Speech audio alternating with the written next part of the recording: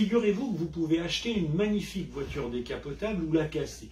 Vous pouvez gagner au loto ou tout perdre dans un krach boursier, subir un accident grave de santé vous laissant des séquelles lourdes, vous marier ou malheureusement divorcer. Eh bien, dans tous ces cas de figure, votre bien-être finira inexorablement par revenir à son niveau initial.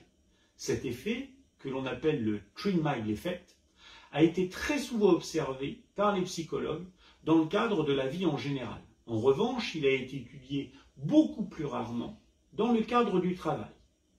Selon cette logique de va-et-vient, les changements d'emploi devraient perturber au moins temporairement le niveau de bien-être des salariés.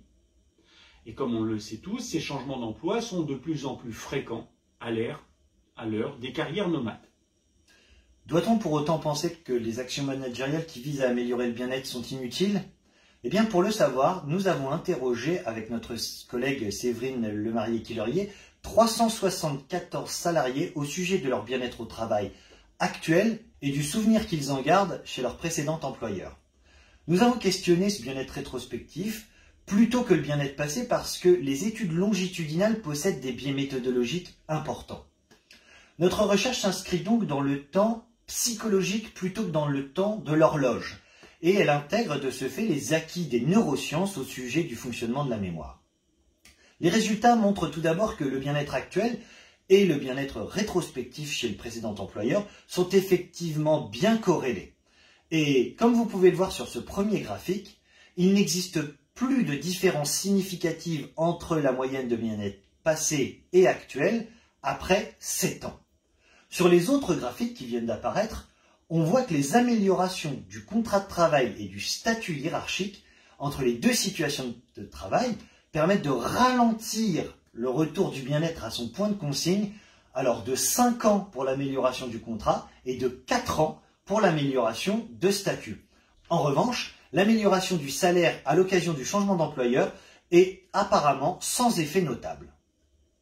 Ces observations empiriques ont des incidences à la fois théoriques et managériales.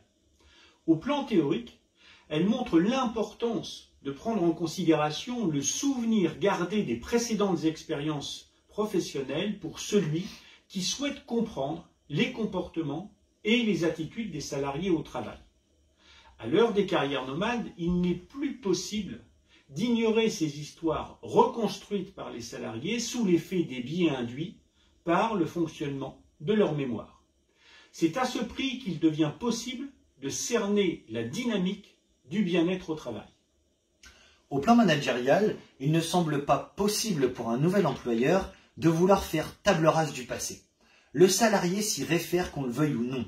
Il va construire, grâce à ses souvenirs, son avenir. Il le fera dans le respect de la logique du voyage mental dans le temps décrit par les neuroscientifiques. On comprend alors mieux pourquoi les mêmes pratiques de socialisation ne donnent pas toujours les mêmes effets. On comprend aussi mieux pourquoi l'accompagnement de carrière aurait intérêt à intégrer une phase de manipulation des souvenirs. On pourrait, dans ce cas, parvenir à générer des effets de contraste favorables pour le nouvel employeur, et il en va a priori de l'intérêt de l'employeur et du salarié.